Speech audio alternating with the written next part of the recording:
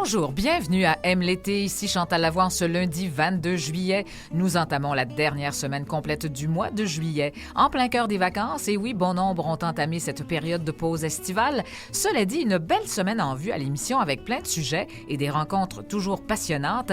Je salue en même temps notre équipe, Mathieu Tessier à la réalisation et à la mise en onde, Clarence Robitaille-Meloche, notre stagiaire, chroniqueuse et collaboratrice au contenu, ainsi que notre recherchiste principale et co-animatrice Nathalie Barrette. Je vous invite à nous suivre au cours de la prochaine heure. On vous fait découvrir de beaux jardins à travers les yeux d'un photographe, mais on discute aussi de jardinage avec une horticultrice pour le moins colorée. Voici Aime l'été.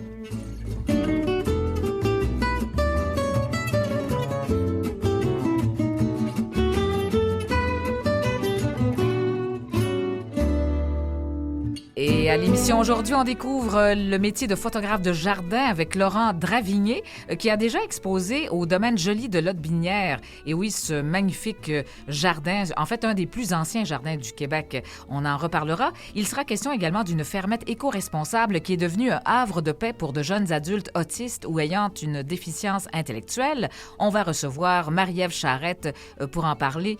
Marie-Ève qui est animatrice au Jardin du Méandre. Mais notre première demi-heure sera consacrée à une personnalité bien connue du public, l'horticultrice, conférencière, humoriste, autrice et femme de cœur, Marthe Laverdière. Alors joignez-vous à nous à Aime l'été.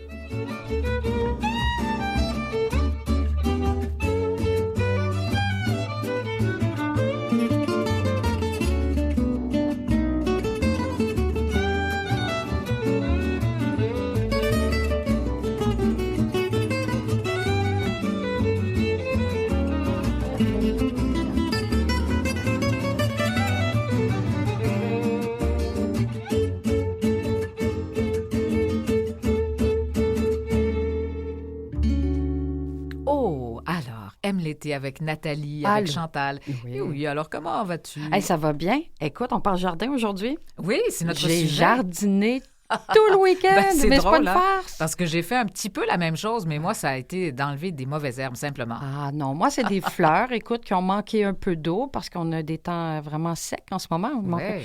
Et puis, je suis allée à mon magasin préféré qui est Archipel à Saint-Hubert, là où tu peux acheter tellement de fleurs.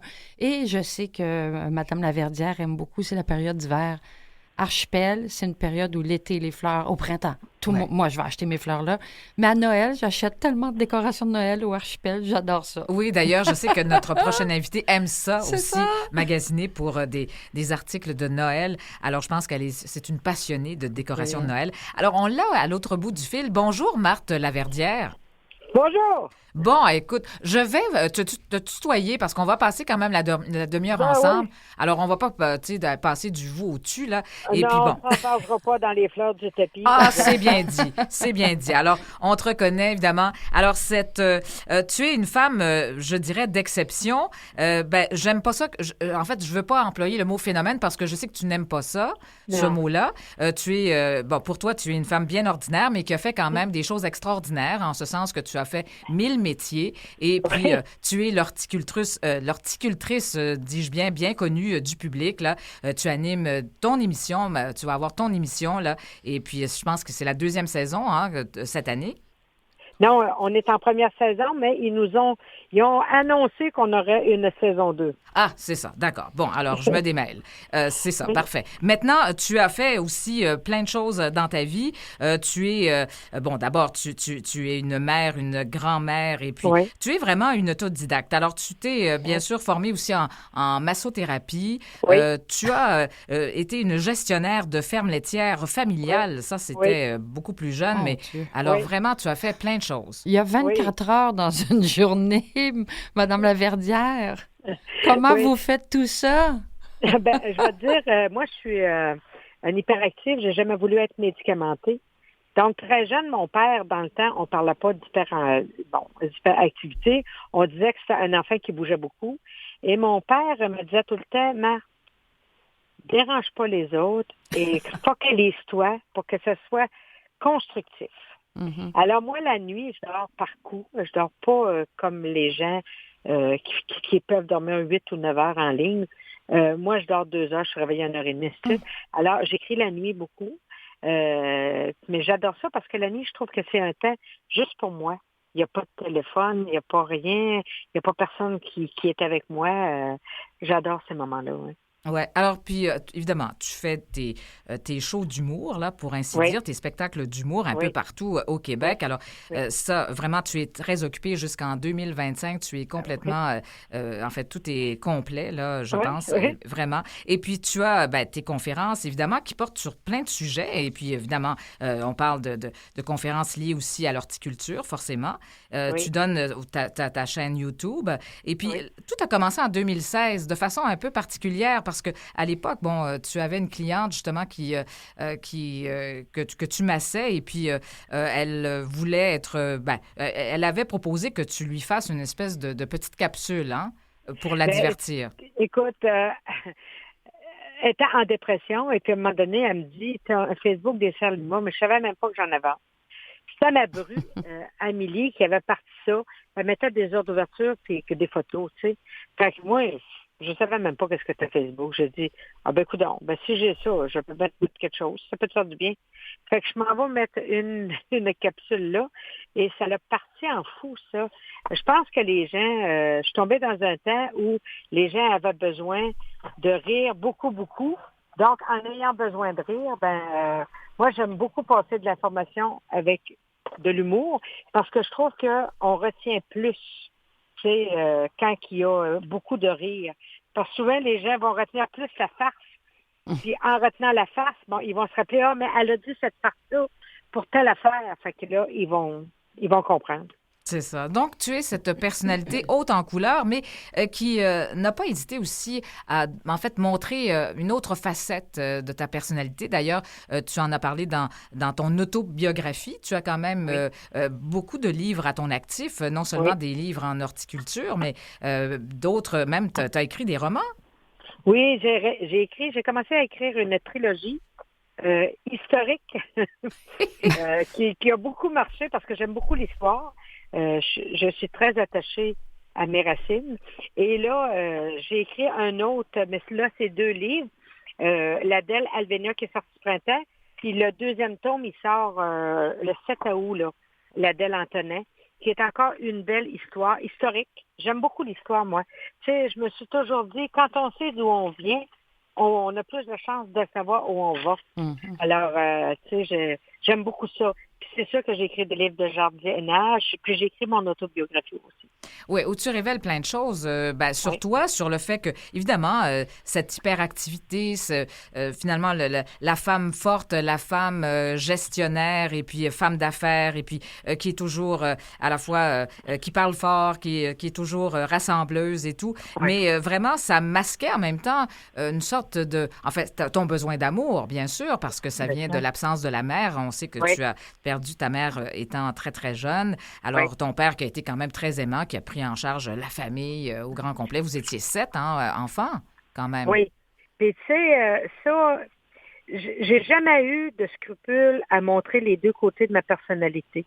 Parce que je me dis, l'être humain, c'est un être complexe, c'est un être qui a des blessures, c'est un être qui se fait au travers de ses blessures aussi. Et je pense qu'en parler, tu sais, quand j'ai parlé que j'avais fait une grosse dépression ou ainsi de suite, je pense que ça l'aide aussi d'autres personnes qui peut-être ont de la difficulté à en parler. Tu sais, moi, je dis toujours, il faut pas avoir peur de parler de ces choses-là, de parler quand on réussit pas ou qu'on a de la peine ou ainsi de suite. Moi, je j'ai pas de problème à parler comme ça de mes choses. Parce que je me dis, en parler, ça nous libère. Ça peut en Absolument. aider d'autres. Oui, puis d'ailleurs, tu n'hésites pas à aller à la rencontre de ton public quand tu fais tes spectacles, bien sûr, tes spectacles d'humour. Après le spectacle, évidemment, il y a tes livres aussi qu'il est bien de partager là, Oui, après les spectacles, mais tu oui. rencontres les gens qui font, te livrent des témoignages aussi qui, à la fois, te nourrissent en même temps. Oui, parce que tu sais, après un show, les gens qui viennent te voir, tu sais, soit ils sont dans la joie, ils veulent te dire qu'ils ont ri, qu'ils ont passé un bon moment, mais il y en a aussi qui viennent te faire des confidences.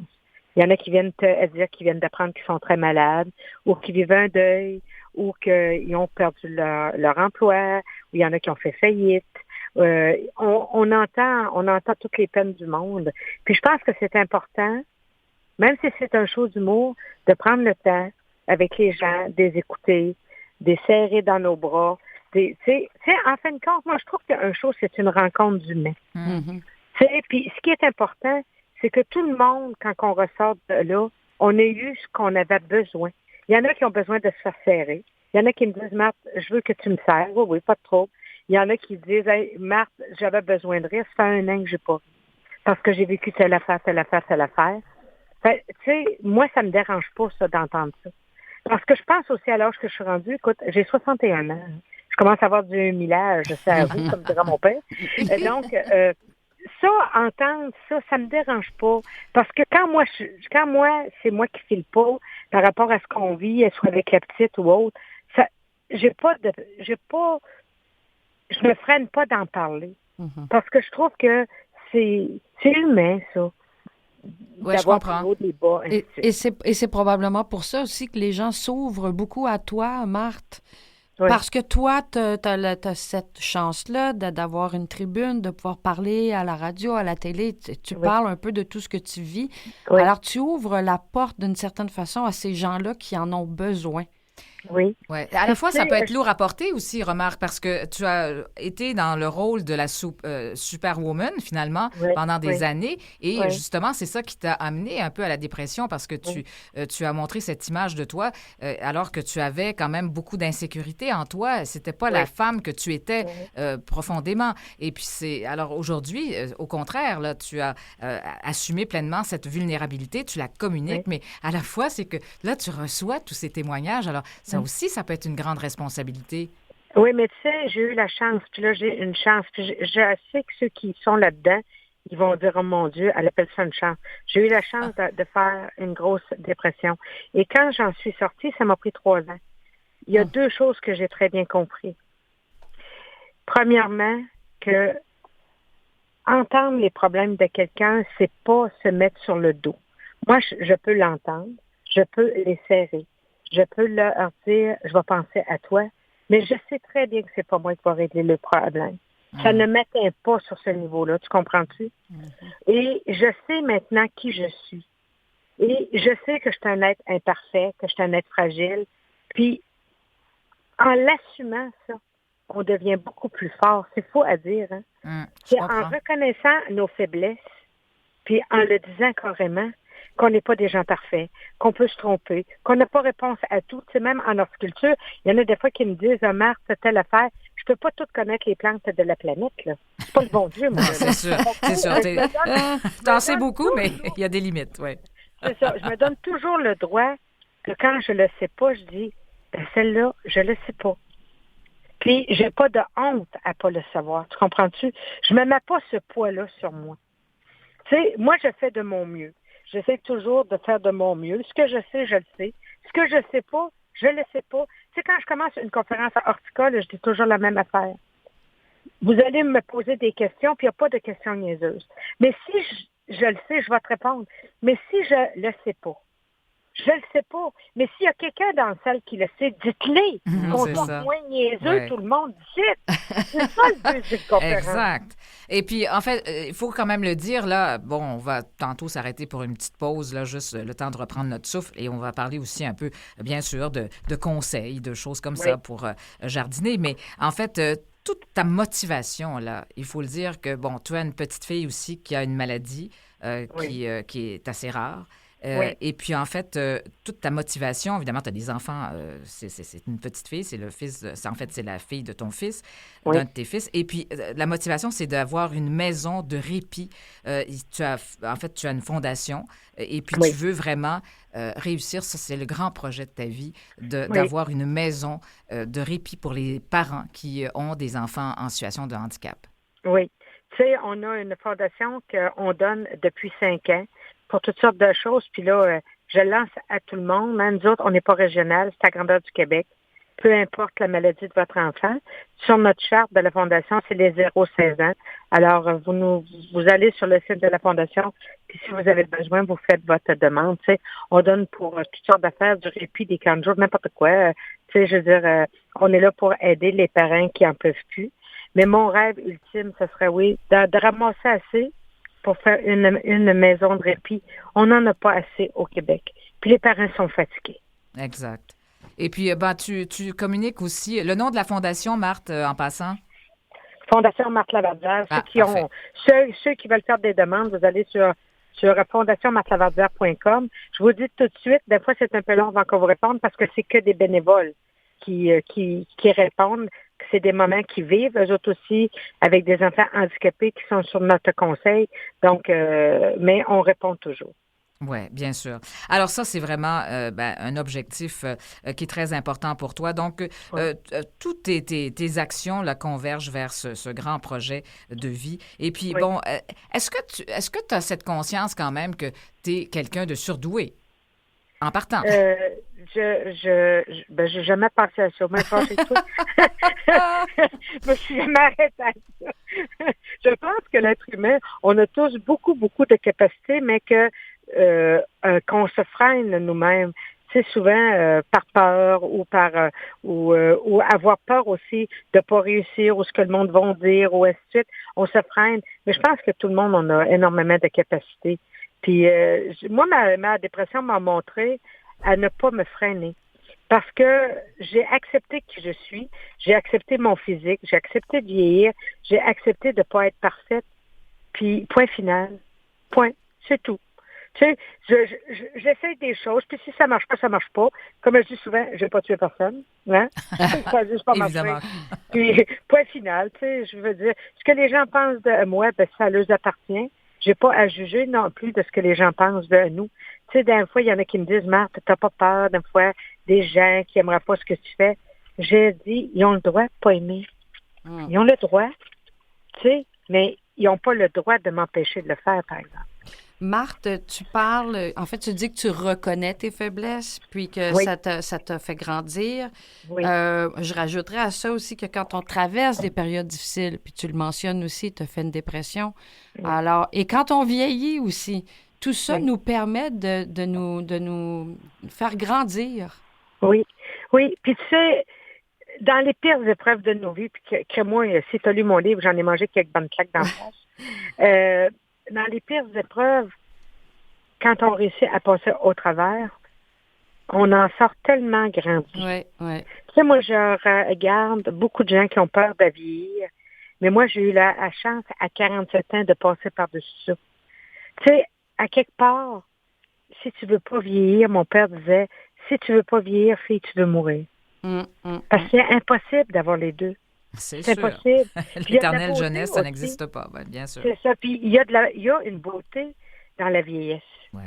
Tu sais, puis, mais elle est il y a pas une paix intérieure au niveau aussi. du physique. Elle n'est pas au niveau du physique. Tu sais, notre peau change, notre corps change, on vieillit, tu sais, et ainsi de suite. Mais moi, des fois, là, je vois à mes shows des madames ou des messieurs de 90 ans au-dessus qui viennent.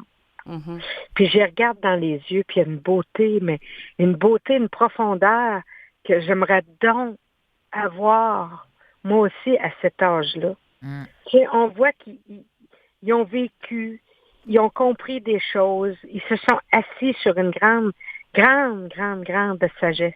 Tout à fait. Et ça, là, ça, c'est merveilleux.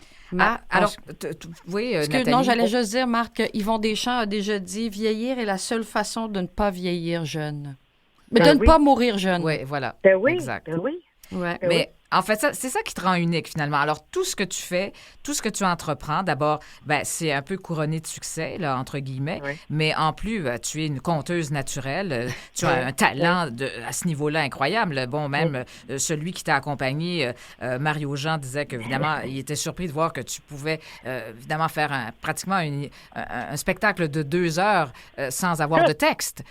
C'est vraiment dans ta tête. Tu peux improviser. On pourrait être ici pendant 3 heures de temps, puis...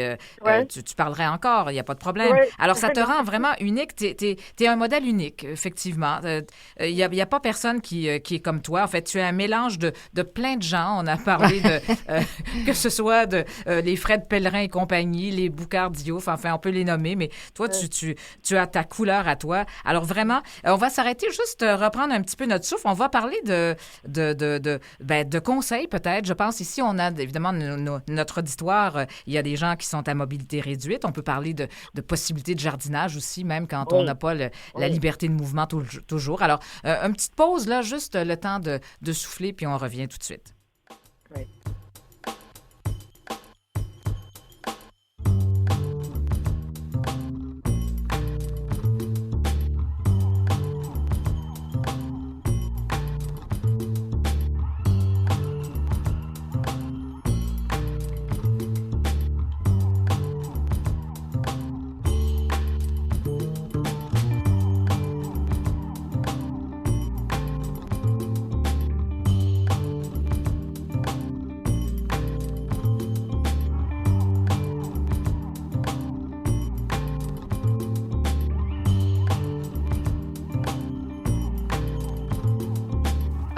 Alors, Marthe Laverdière, alors on poursuit avec elle, bien sûr, à Aime l'été. Justement, Marthe, on a repris notre souffle un peu, là, puis bon, ça n'a pas été long. On n'avait pas besoin de respirer. Une petite bouffée. Une petite bouffée, quoi. Alors, tu sais qu'on va parler de jardin après, dans la deuxième moitié d'heure. On va parler avec un photographe de jardin. Et puis, toi, tu as été aussi au domaine joli de l'Aude-Binière, hein, au printemps. Alors, c'est un magnifique jardin. Ça, c'est vraiment à découvrir. Alors, je vais aussi y revenir. Puis, on va parler aussi d'un jardin ou enfin d'une fermette pour des gens qui sont en situation de handicap ou enfin de jeunes adultes autistes ou en déficience intellectuelle. Alors, il y a des beaux projets comme ça, évidemment. Bon, alors, et là, je voudrais aussi que tu nous donnes peut-être des petits conseils. Des petits conseils. Moi, Marthe, j'ai des sérieux problèmes. J'aime beaucoup les petites escapades de 3-4 jours. Oui. Mais quand je reviens, tout est fané. C'est pas compliqué. Il faut comprendre quelque chose. Ouais. Quand on part fréquemment, il faut travailler à partir du printemps nos plantes. Pourquoi? Si tu arroses toujours juste un petit peu sur le dessus du sol, il faut que tu comprennes que ta plante, elle ne sait pas qu'elle est dans un pot, elle ne sait pas qu'elle est dans ton jardin, elle pense qu'elle est en pleine nature et elle va développer son système racinaire par rapport à ce qu'elle pense qui est une nappe phréatique, ou qu'il y a de l'eau. Donc, si tu arroses toujours sur le dessus, elle va pratiquer juste les racines, elle va faire les racines juste sur le dessus. Donc, aussitôt que tu pars, puis que tu donnes plus d'eau, le soleil frappe à terre, donc ça va déshydrater tout de suite et elle va faner. Mais si tu arroses très en profondeur, puis tu n'as pas besoin de le faire tous les jours, à moins quand on est en canicule. Si tu arroses bord en bord de ton pot, bord en bord de ton jardin surélevé, elle va développer un système racinaire beaucoup plus profond. Elle va être beaucoup plus résistante. Ça, c'est la première chose. Okay. Deuxième chose, ne jamais laisser votre terre à nu. Que ce soit dans vos pots, dans votre jardin surélevé ou en pleine terre, travaillez toujours avec des pays. Puis moi, je dis toujours, vous n'avez pas besoin d'investir dans des pays achetés. Des feuilles mortes hachées, même des feuilles mortes qui ne sont pas hachées, des hachures de gazon sèches, pas vertes, parce que là, ça va faire chauffer ta terre, de la paille, du foin, ceux qui sont en région. On met ça sur le dessus, pourquoi? Premièrement, ça garde l'humidité, ça empêche le vent d'assécher le dessus, puis les rayons du soleil, de frapper sur la terre et de la faire venir plus chaude. Jamais être à nu. D'ailleurs, la terre, quand elle est laissée elle-même, elle va se couvrir tout de suite de mauvaises herbes. Pourquoi? Justement pour ne pas être à nu. Parce qu'elle est fragile à nu. Je comprends. Merci. Merci, Marthe. Et puis, par rapport à des gens qui seraient à mobilité réduite, as-tu des idées, là, évidemment, pour ça? En fait, on peut se faire des bacs plus en hauteur, bien sûr, entre autres. Oui. Et puis ça, c'est important. Si vous êtes à mobilité réduite, parce qu'on le vit, j'en vois beaucoup. Exemple, si tu as un bac surélevé, ça va bien, mais si tu as des cocombes ou des choses comme ça, demandez aux gens qui vous aident de mettre des filets pour faire grimper vos cocombes et non les faire pour qu'ils retombent vers le sol. Vous ne pourrez pas aller ramasser vos cocombes. Donc, on peut mettre n'importe quel filet qu'on achète dans des magasins à une pièce ou deux et le cocombe va grimper après. Fait que vous allez pouvoir créer le cocombe à hauteur de vos yeux.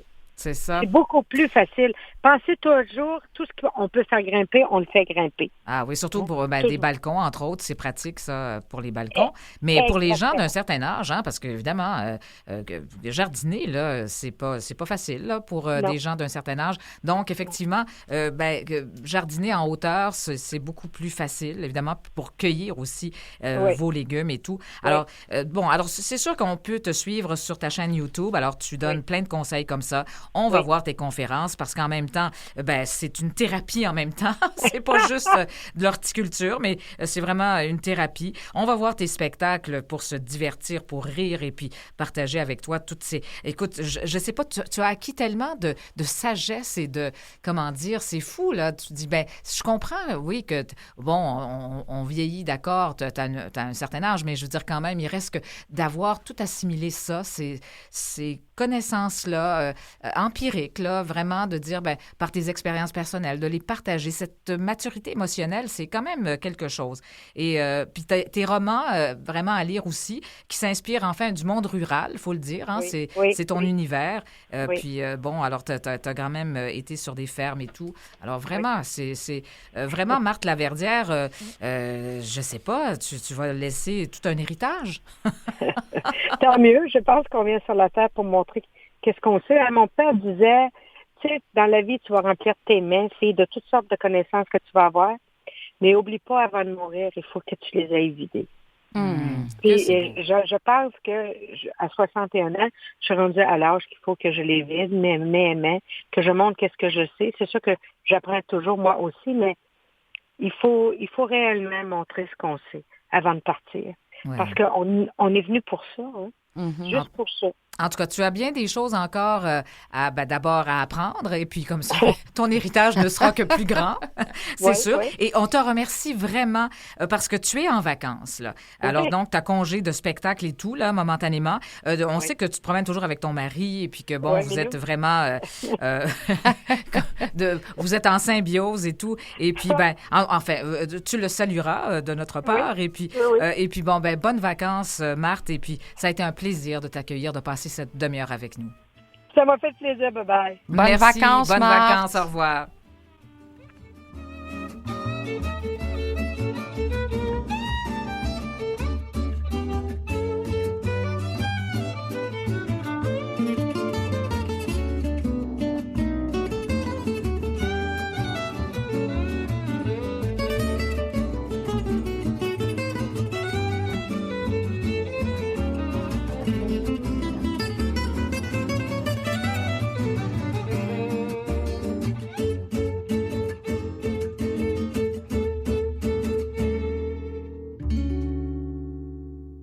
Vous écoutez Aime l'été. Alors, ma chère Nathalie, ça a été quelque chose avec Marthe. J'aime tellement cette femme-là. Quand tu as parlé de ses premières vidéos, là, je me rappelle d'être tombée sur ces vidéos-là alors que personne ne la connaissait. Puis je me disais, mais elle sort d'où, cette femme-là? Ben oui, puis je me disais, mon Dieu, ce ça que sera tout pas le long monde, ça sera pas long qu'elle va se retrouver à la TV, elle. Oui, c'est ça. C'est ce que tout le monde s'est dit, effectivement. Elle est d'une gentillesse, puis comme je dis, d'être en vacances, d'accepter de nous parler. Moi, Exact, j'apprécie grandement. Alors, tu vas aller visiter, tu souhaiterais aller visiter un beau jardin, je pense. En fait, du 19 au 4 août, moi, j'ai envie de continuer de parler de fleurs. Il y a le Festifleur du Coteau-du-Lac. C'est à 45 minutes à peu près de Montréal. Puis quand tu achètes ton billet d'entrée, ça nous permet de nous promener dans des grands champs ultra colorés. On y retrouve un peu plus de 200 variétés de fleurs. Je suis pas allée, mais j'ai lu les commentaires. Il paraît que c'est magnifique. Alors ça, c'est vraiment plus sauvage, à la limite, hein? C'est ça? En fait, en quelque sorte. Non. Moitié-moitié? Ouais, moitié-moitié. Puis je te dirais, puis moi qui est très DIY, do it yourself, il y a une zone autocueillette. Tu sais, on connaît les autocueillettes de fraises. Oui, Alors là, c'est des autocueillettes de fleurs. On remplit nous-mêmes nos paniers de fleurs pour créer nos propres bouquets pour la maison. C'est un petit extra, mais tu peux pour la différence. Il y a différents formats de bouquets de fleurs que tu peux te créer. Et il y a aussi des tournesols en fleurs. Il y a un champ de tournesols en fleurs où, là, on sait que les gens... tu sais, il y en a qui vont des fois dans les champs des privés puis qui maganent pour prendre des photos. C'est ça, ils vont piétiner les plants de fleurs de tournesol. Alors qu'au Festifleur, ils ont créé des photo booths qu'on appelle, c'est des lieux Instagrammable. Instagrammable. On appelle ça comme ça maintenant pour se faire photographier. Exactement, oui. Il y a Bon. plusieurs lieux pour se faire photographier. Alors, j'irai, je Comme t'en ça, reparlerai. c'est, Il ça paraît ne- que c'est de toute beauté Ah, les couleurs. merveilleux. Alors, c'est Ouais. ça. Donc, une De- façon du- de ne pas piétiner les fleurs Ouais, et puis de le faire de façon responsable. Du 19 au 4 août au Festival Fleurs de Coteau-du-Lac. Parfait. Allez-y. Ben, merci. Et là, on va parler avec un photographe de fleurs, de jardins. Enfin, il va nous parler de son métier. Enfin, de toute façon, on va en savoir davantage sur lui. Laurent Dravigny, bonjour. Oui, bonjour, madame. Bon, alors, écoutez, vous êtes... est-ce qu'on peut vous présenter ainsi comme un photographe de fleurs, de jardins? Bon, ça a été plus est-ce que ça n'a pas été votre métier principal? Non, effectivement, moi, j'ai travaillé en informatique et quand j'ai commencé à ma retraite, je me suis dit que je devais changer de domaine pour le plaisir et c'est ce qui m'a amené à photographier les fleurs. Et au début, quand on commence dans Cette activité-là, dans- oui. oui, on fait un peu toutes sortes de choses, mais moi, je me suis concentré sur les fleurs. Parce que ça m'attirait et puis aussi je trouvais Les que couleurs, hein, les formes, les odeurs aussi, hein, je pense. les odeurs aussi, oui, c'est ça. Ah Oui. oui. Il y a vraiment une multitude de choses qu'on peut découvrir à photographier les fleurs. Et oui. Faisiez-vous de la photo avant? C'est les premières fois que vous J'en preniez. faisais de façon occasionnelle, mais c'était pas une passion comme ça l'est devenu avec les fleurs. Oui, OK. puis avec la Ouais. retraite en même temps, c'est ça. Puis vous, C'est ça. Quand Oui. on a plus de temps, on peut se permettre de faire des extravagances, si on peut dire. Ah, vous travaillez avec l'argentique ou votre cellulaire en numérique? Ou caméra je travaille numérique? en numérique. En numérique, OK. Oui, c'est ça. On a des bons appareils aujourd'hui qui nous Oui. permettent de faire énormément de choses. Puis que l'avantage d'un gros appareil versus un cellulaire, disons, Mhm. c'est que sur un gros appareil, tu peux agrandir ta photo à très grand format, puis ta photo va rester belle, contrairement au cellulaire où là, les photos deviennent un peu pixelisées. Mhm. là, on voit exact. toutes sortes de petits... Il y a un flou, là. Oui, je comprends. C'est ça. Alors, ben, c'est ça. Vous, ben, forcément, au lieu de faire... ben, j'imagine que quand vous photographiez des fleurs, il y a des insectes. Les oiseaux sont quand même pas loin non plus, j'imagine. Alors, bon, vous vous êtes passionné principalement pour les fleurs et les jardins, mais vous auriez pu aussi vous passionner pour les oiseaux et pour d'autres choses. Mais vraiment, ça a été, c'est ça, ce coup de cœur là, pour à la fois les odeurs, les couleurs et tout. Et puis, bon, justement, c'est parce que vous avez exposé il y a à peu près 2 ans dans ce beau jardin à Lotbinière, là, dans le secteur de Lotbinière. C'est vraiment, c'est ça a été une belle exposition que vous avez présentée il y a 2 ans. Donc, ce beau jardin du domaine Joli de Lotbinière, vous connaissez bien, hein? Oui, oui, certainement. C'est ça. On était 3 photographes à exposer à ce moment-là.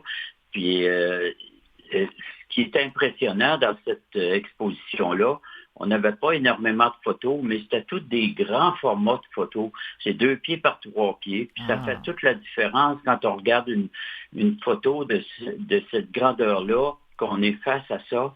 Et puis, moi, j'en ai même ramené chez moi de ces photos-là. Là. Puis quand on installe ça dans la maison, ça donne un autre coup de cœur, je peux vous l'assurer.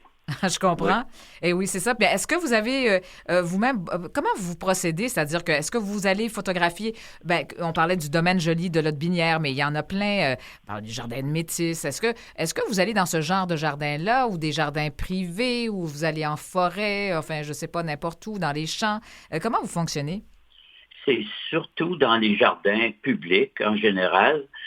Et, comme il y a de très beaux jardins partout, là. Il y a le jardin botanique à Montréal, il y a les jardins de Métis dans le coin de Rimouski, il y a l'île d'Orléans ici à Québec, le jardin Jeanne d'Arc qui est tout près du Concorde, là, qui est un établissement connu. Puis il y a un jardin aussi de l'Université Laval qui est tout près derrière Place Sainte-Foy ici à Québec, qui s'appelle le jardin Val-de-Laine. C'est mon préféré. Ah oui? Tout simplement parce que c'est proche. fait qu'on n'a pas besoin de se déplacer très loin pour faire de belles photos. C'est très grand, ce jardin-là, et c'est tellement diversifié, tout ce qu'il peut avoir là qu'on en a plein les yeux. Ben, je comprends. Le dernier avantage de ce jardin-là, c'est que tous les noms des fleurs sont identifiés parce que ça appartient à l'université. Ça fait que toutes les fleurs sont identifiées de là-bas. Ça fait qu'on n'a pas à se casser la tête à savoir qu'est-ce que c'est quand on prend de la photo. Il est déjà marqué. Oui. Est-ce que ça vous a donné l'idée de peut-être, vous faites des expositions, mais aussi est-ce que vous avez été approché pour des livres? Parce que ça, c'est beau, ça, vraiment. Évidemment, c'est intéressant aussi d'avoir ce beau livre de photos de jardin là, sur notre table ou notre table, en fait, notre table de chevet. Et puis, oui. Effectivement, j'en ai fait 2 livres présentement.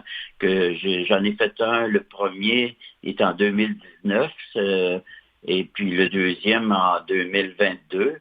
Puis c'est tout simplement des photos de fleurs, mais prises vraiment de très, très près. Moi, c'est ce que je préfère. Puis je donne souvent aussi un petit peu de flou à ma photo pour me concentrer uniquement sur la partie qui m'intéresse. Puis tout le reste devient un peu flou. Ça donne un peu une ambiance pas surréelle, mais vraiment intéressante que je trouve pour mes photos. Et puis c'est là-dessus que je me concentre. C'est comme ça que je fais mes photos. Et quand je choisis mes photos pour mettre dans un livre, je prends toujours les plus belles, puis celles qui m'ont touché. Ouais. C'est sûr, oui. Alors, effectivement, vous avez développé, toutes sortes de façons à vous de photographier. Vous parlez de cette espèce de flou. Donc, c'est vraiment une caractéristique de votre travail. Alors, vraiment, c'est une passion, là. C'est devenu vraiment une passion. Et puis, est-ce que vous la partagez avec d'autres photographes? Est-ce que vous avez l'occasion de rencontrer d'autres photographes? Vous faites partie, je pense, de la Société des photographes artisans du Québec, hein? C'est ça. Ça s'appelle la SPAC. Et puis, on a un site Internet. On a un site sur Facebook aussi.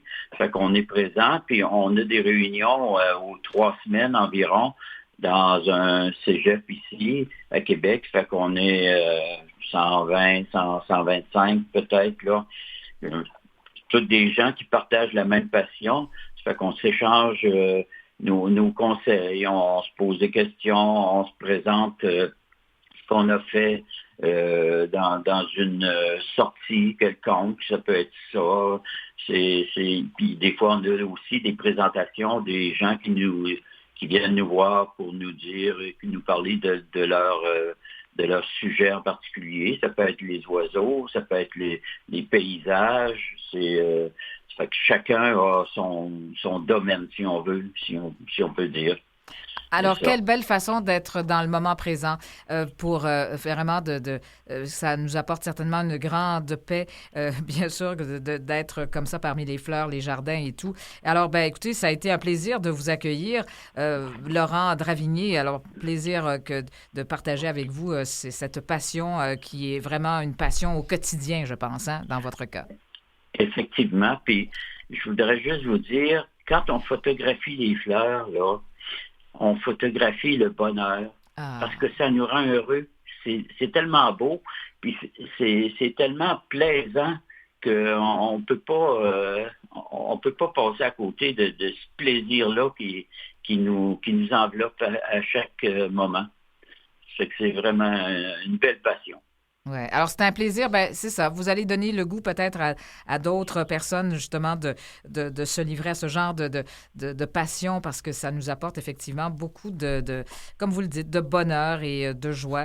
Oui. Merci bien, en tout cas. Et puis, on avait Marthe Laverdière, elle, qui donne des conseils pour justement que nos fleurs soient belles et tout dans notre jardin parce que, puis comment aussi attirer avec ça. On pense aux pollinisateurs. Ça amène, évidemment, tout l'aspect biodiversité, très intéressant en tout cas. Vraiment une belle activité estivale. Alors, ça a été un plaisir. Merci bien et puis je vous souhaite une bonne journée et d'autres belles photos comme ça. Merci beaucoup, ça m'a fait plaisir. Parfait. Tu sais, Chantal, qu'il y a certaines fleurs comme la lavande, la rose et le jasmin qui ont des arômes apaisants qui peuvent réduire le stress et l'anxiété. Ouais, l'odeur de ces Juste fleurs-là. cette odeur, Ouais, ouais. ben, l'odeur déclenche la libération d'endorphines. Et c'est ça qui rend heureux. Ouais, Ouais, tout à fait. Ça peut améliorer Et puis, notre tu sais, humeur et notre bien-être général. exactement. Puis, ben, tu sais, on se plaint que des fois, ben, moi, je remarque qu'on n'a pas beaucoup de papillons. C'est drôle. Là, Hein? j'en ai... Non. Les papillons, ça, ben, on parle des monarques, bien sûr. Ouais. Puis, il y a cette fameuse fleur là, que je l'avais sous les yeux, là, ben, parce que je veux pas... Je veux être sûre que je dis le bon nom, mais est-ce que je me risquerais à dire... enfin, Oui. je sais, je le dirai pas. On le trouvera. On le après. trouvera Ouais, ultérieurement parce que je vais...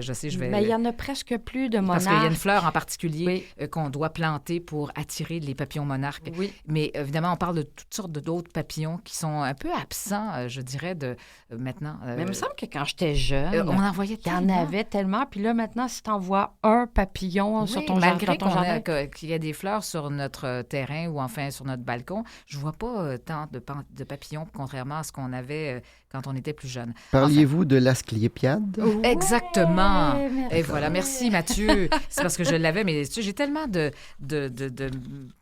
feuilles, paperasse. de paperasse autour de moi que finalement, bon, c'est ça. J'avais ça j'avais ce mot-là à donner à Marthe Laverdière, mais là, j'ai mis ces trucs de côté. Mais tu vois, j'en ai planté cette année. J'en ai planté et malgré ça, j'ai pas de papillons. Alors, je suis vraiment triste parce que j'adore les à la papillons. recherche du monarque. Ouais, à la recherche du monarque. Bon, on continue à parler de jardin, Ouais. aussi de fermettes après la pause, mais pour Ouais. des jeunes adultes qui sont autistes, en fait, qui ont une déficience intellectuelle aussi. Alors, c'est vraiment un beau projet pour ces gens.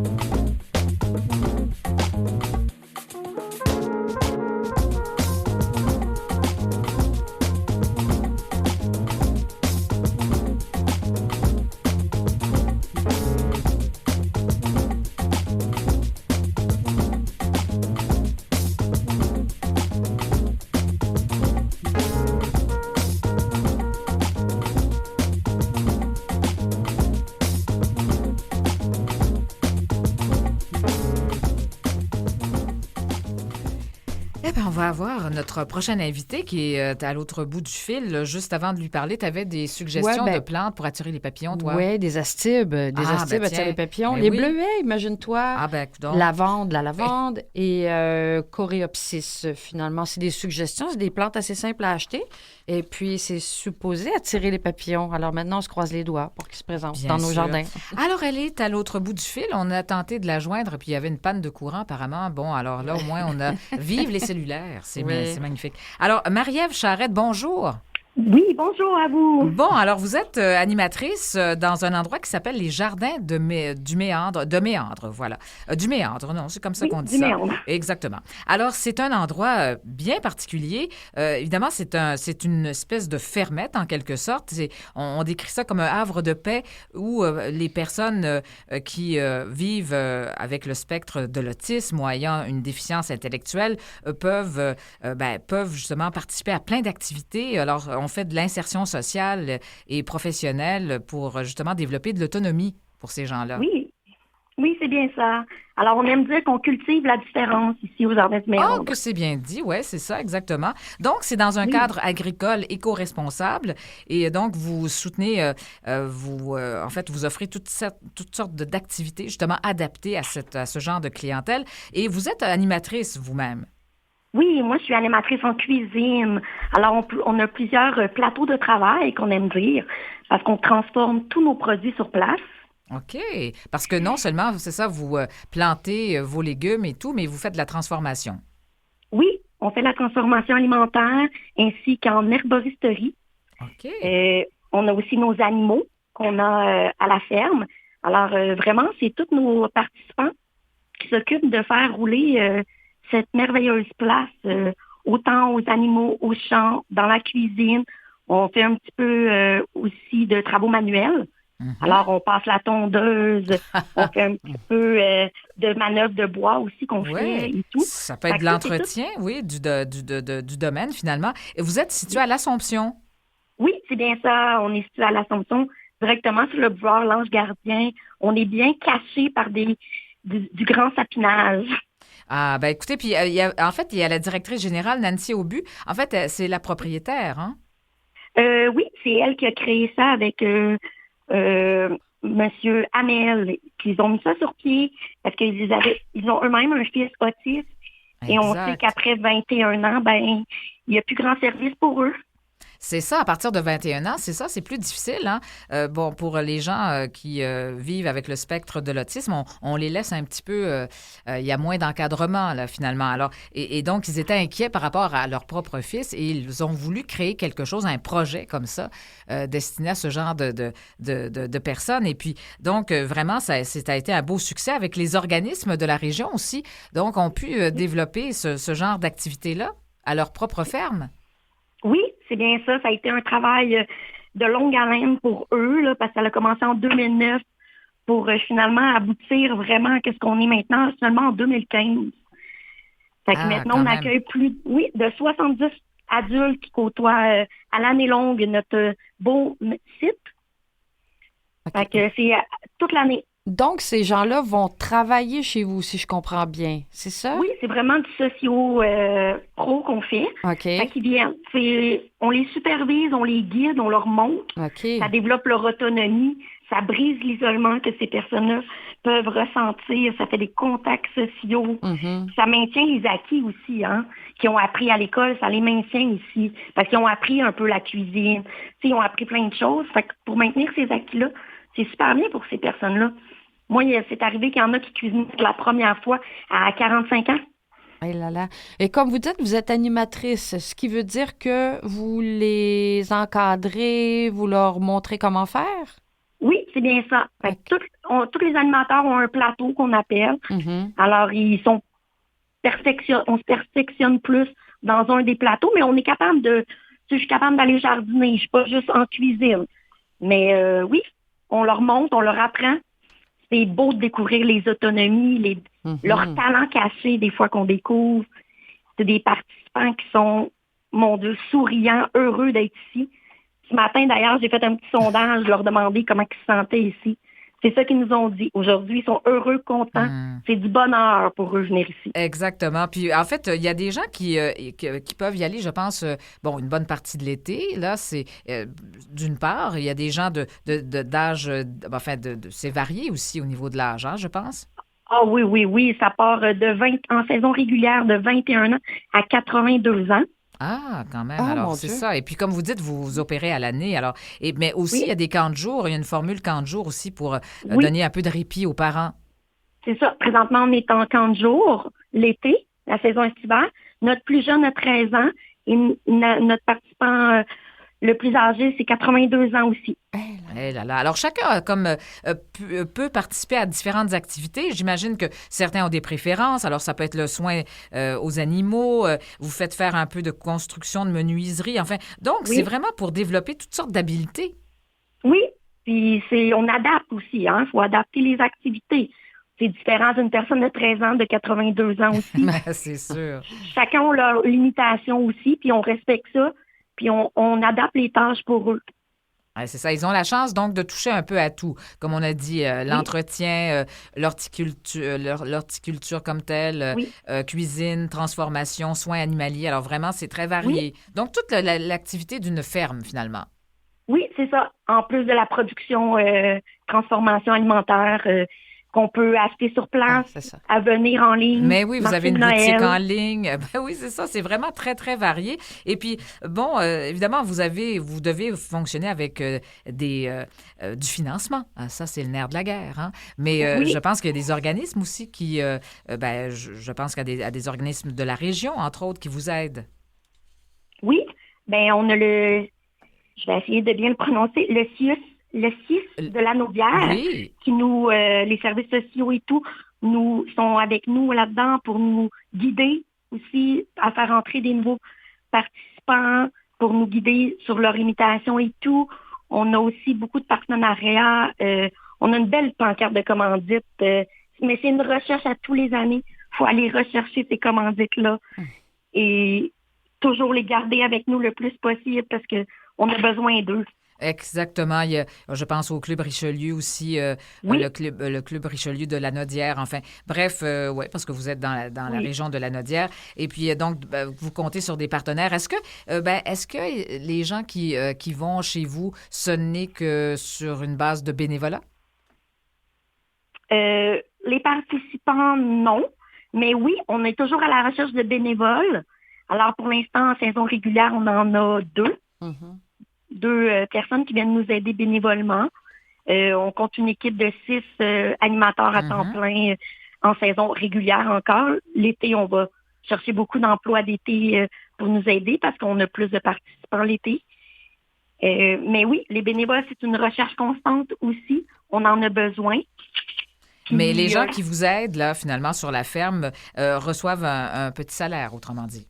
Oui. On a 6 animateurs à temps plein et tout, mais toujours besoin de bénévoles. C'est ça. Donc, pour accueillir cette clientèle, évidemment, qui développe avec vous, en fait, des habiletés particulières de travail de la ferme. Est-ce qu'il y en a qui veulent vraiment demeurer au sein d'une ferme, c'est-à-dire veulent poursuivre leur travail au sein d'une ferme? Je pourrais pas vous dire les statistiques si on en a. Je sais qu'on a un ancien participant qui a étudié en horticulture, qui est diplômé. Ah, d'accord. Donc, ça développe aussi en même temps des projets de carrière. Oui, ça peut les guider vers un emploi stable et tout, leur donner le courage peut-être même de se lancer en les valorisant ici. Puis quand ils sont bons, pourquoi pas les valoriser pour aller vers le milieu de l'emploi. Donc, effectivement, un endroit vraiment très apaisant à la fois, très calme. Et c'est vraiment, je pense aussi pour cette clientèle-là, c'est important de sentir cette sécurité-là aussi auprès de soit des animaux, avec évidemment la nature environnante et tout. Alors, c'est vraiment une expérience exceptionnelle. Oui, effectivement, même pour les employés, on est content de venir travailler. On est vraiment heureux de venir ici pour travailler. C'est pas une tâche comme telle. Puis on aime dire qu'on vit dans une petite microbulle ici. Et si on invite les gens à aller acheter des produits chez vous, qu'est-ce que vous vendez? Qu'est-ce que vous offrez comme produit? Oui, alors on a des tisanes avec des des petits noms apaisants. On a c'est pour la grippe, pour aider un peu. On a aussi des produits corporels, qui est une nouveauté. Crème, onguent pour les bestioles. Après ça, on a plusieurs soupes en pot qu'il faut que rajouter de l'eau, des pâtisseries en pot que vous avez qu'à rajouter les liquides, confiture, marinade. Et j'en passe. Bon, ben écoutez, merci beaucoup, Marie-Ève Charette, d'être venue nous en parler. Les jardins de Méandre dans l'Assomption, on s'informe là-dessus. Et puis, bonne journée à vous et bon été à tout le monde. Oui. Et j'en profite, Nathalie, pour saluer... bonne journée. Bien sûr, bonne journée. J'en profite pour saluer tous nos auditeurs. Et on se retrouve demain à Aime l'été, entre midi et 13h. Au revoir et bonne journée.